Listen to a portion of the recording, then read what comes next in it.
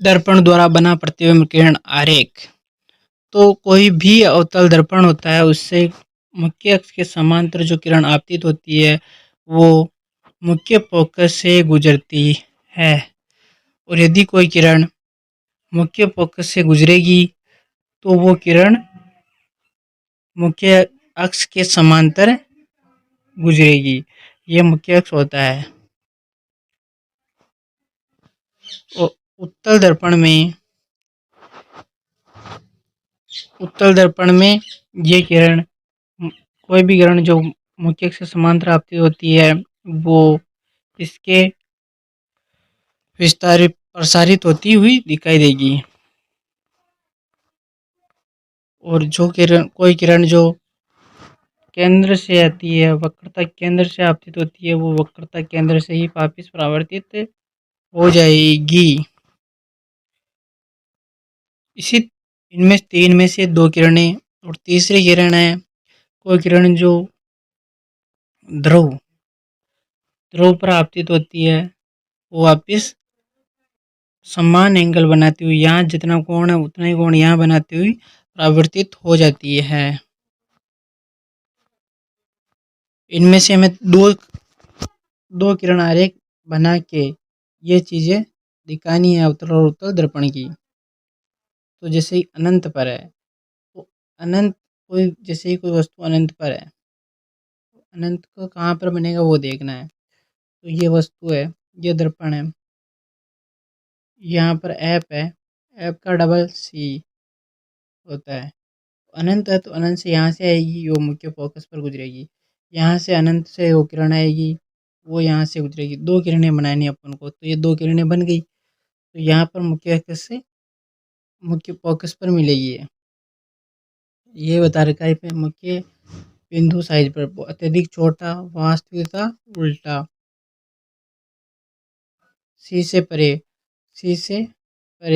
अपन को सी से परे वाले दिखाना है। जैसे कि यहाँ पर एफ और यहाँ पर सी से परे मतलब यहाँ ले लिया बिंब तो यहाँ से ये आके ये इधर यहाँ से आ गया। और सेकंड जैसे कि अपन गुजार देते हैं इससे गुजारना चाहे तो ये इससे तो ये एफ और सी के बीच में यहाँ प्रतिबिंब बन रहा है। तो एफ और सी के बीच छोटा और जो प्रतिबिंब मतलब कि जो किरण में प्राप्त होती है जो मिलती हुई प्राप्त होती है तो वो वास्तविक होता है। तो वास्तविक और उल्टा इसी प्रकार सी पर अपन प्राप्त करेंगे। तो ये सी ये एफ और ये सी तो सी पर जैसे कि बिंब है तो वापस आएगा तो यहाँ पर ये आ जाएगा। और एक ऐसे त्रिक रेखा खींच देते हैं वापस इसे ही कौन बनाते हैं तो ये सी पर मिलेगा। माप से नहीं बनाया इसलिए सी पर और समान साइज और वास्तविक और उल्टा और सी और एफ के बीच है तो सी से परे बड़ा वास्तविक और उल्टा। और एफ पर यदि एफ पर बनाएंगे अपन तो अनंत अत्यधिक बड़ा वास्तविक तथा उल्टा। पी और एफ के बीच होगा तो दर्पण के पीछे विवर्तित बड़ा और आभासी और सीधा। इसको अपन को कोई सी भी याद नहीं करनी है। यदि आप प्रश्न में दे दिया जाए आपको अभी मैंने बताया वैसे दो रेखा खींच के आपको इसको बना के दिखाना है और दिखा के आप इससे लिख सकते हो इस टेबल को। उत्तल दर्पण द्वारा बना प्रतिबिंब आभासी तथा सीधा होता है। उसमें होता है वास्तविकता उल्टा होता है। तो ये आभासी और सीधा तो जिससे ही कोई उत्तल दर्पण में अनंत पर होगी ये उत्तल दर्पण होता है। तो ये एफ और ये सी तो अनंत पर होगी तो यहाँ से किरण आएगी और ये यहाँ पर मतलब यहाँ पर एफ है तो एफ के यहाँ से अपसारित होती हुई दिखाई देगी। और यहाँ से फिर यहाँ से किरण आएगी तो यहाँ से तो ये आभासी मतलब कि पर्दे प्राप्त नहीं हो रहा। वास्तविक उसे बोलते हैं जो पर्दे प्राप्त किया जा सकता है और वह आभासी वो होता है जो पर्दे प्राप्त नहीं किया जा सकता।